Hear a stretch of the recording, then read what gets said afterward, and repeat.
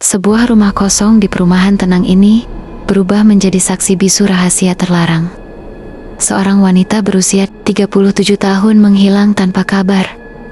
Tak ada pesan terakhir, tak ada jeritan, hingga sebuah pintu kamar mandi dibuka dan segalanya terlambat.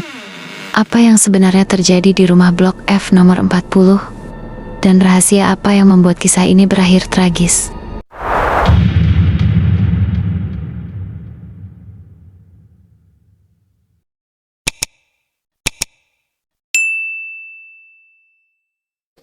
Minggu malam, di perumahan Kota Bel Agung, seharusnya menjadi waktu paling tenang. Lampu-lampu rumah menyala redup, suara televisi bercampur tawa anak-anak, dan udara desa membawa rasa damai yang menipu. Namun pada Minggu 23 November, ketenangan itu runtuh di sebuah rumah kosong di blok F nomor 40. Sebuah rahasia kelam akhirnya terkuak dan seorang wanita kehilangan nyawanya.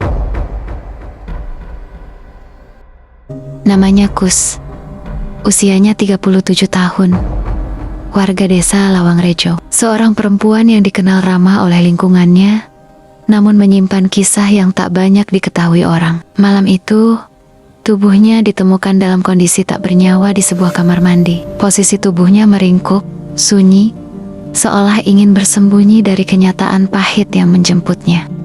Tak ada jeritan, tak ada saksi mata yang melihat detik-detik terakhirnya. Hanya keheningan yang menyisakan pertanyaan besar. Apa yang sebenarnya terjadi di rumah kosong itu? Semua bermula sehari sebelumnya, Sabtu sore, 22 November. Kus pamit seperti biasa. Tidak ada tanda mencurigakan, tidak ada pesan perpisahan. Namun sejak sore itu, ponselnya tak lagi aktif. Ia tak pulang, tak memberi kabar. Keluarga mulai gelisah ketika malam berganti pagi.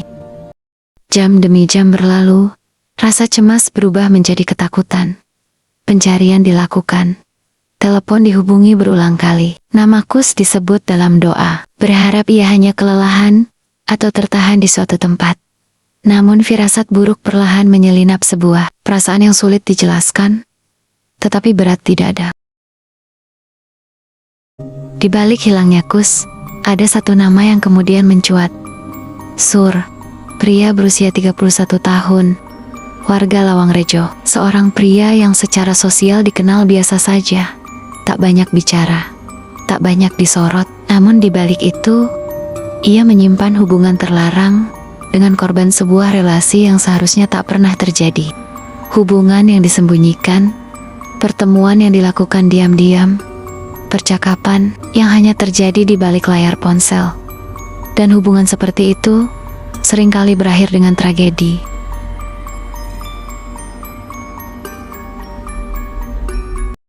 Minggu sore, seorang pria bernama Teddy menerima telepon dari Sur. Nada suaranya terdengar tergesa. Sur meminta dijemput di rumah sakit Santa Maria. Alasannya sederhana, istrinya sedang melahirkan, dan ia ingin pulang sebentar ke rumah untuk mengambil sepeda motor. Tak ada yang mencurigakan. Teddy pun menjemputnya. Mereka menuju sebuah rumah di perumahan Kota Bale Agung, rumah milik Sur yang diketahui sudah lama tidak ditempati. Teddy menunggu di depan rumah. Menit berganti jam, Sur tak kunjung keluar. Tidak ada suara, tidak ada aktivitas. Rumah itu sunyi, terlalu sunyi. Hingga akhirnya beberapa orang datang dengan wajah tegang. Keluarga Kus tiba di lokasi. Mereka menanyakan keberadaan Kus. Nada suara mereka meninggi, bukan karena marah, tetapi karena takut. Teddy yang kebingungan pun ikut ditahan oleh mereka, diminta tetap berada di tempat. Tanpa banyak bicara, keluarga korban memutuskan masuk ke rumah itu. Dan di sanalah segalanya berubah.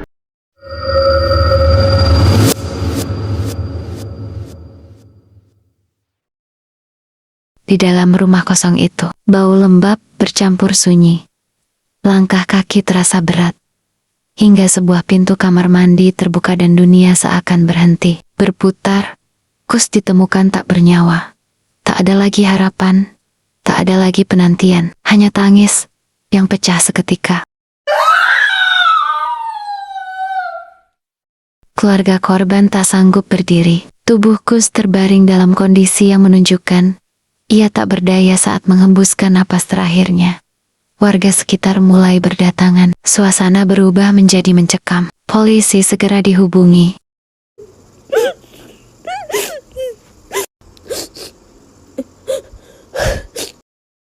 Tak lama, aparat kepolisian tiba di lokasi.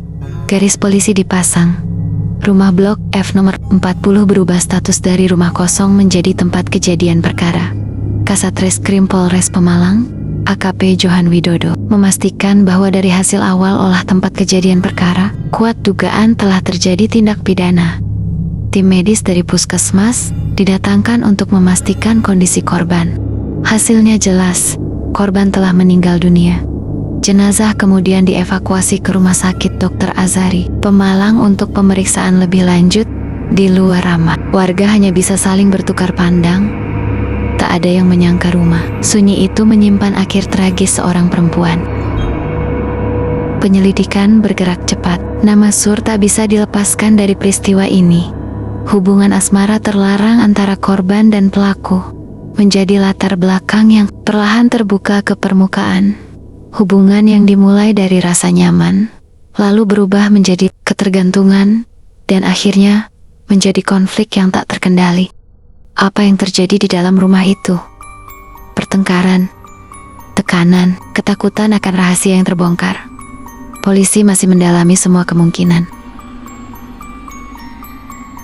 Kus kini telah pergi. Ia tak bisa lagi menceritakan versinya. Yang tersisa hanyalah cerita dari tempat kejadian perkara, keterangan saksi, dan jejak-jejak yang ditinggalkan.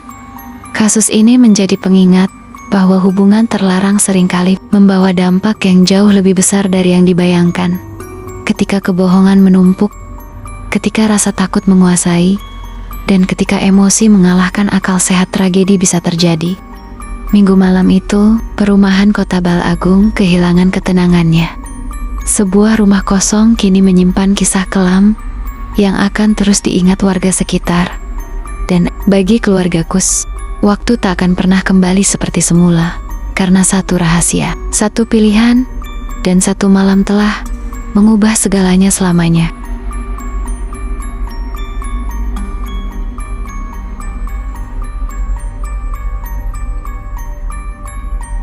Jika kamu merasa kisah ini penting untuk diketahui banyak orang, silakan tekan tombol like agar video ini menjangkau lebih banyak penonton. Jangan lupa subscribe dan aktifkan lonceng notifikasi agar kamu tidak ketinggalan kisah-kisah kriminal faktual lainnya yang kami sajikan secara mendalam dan bertanggung jawab.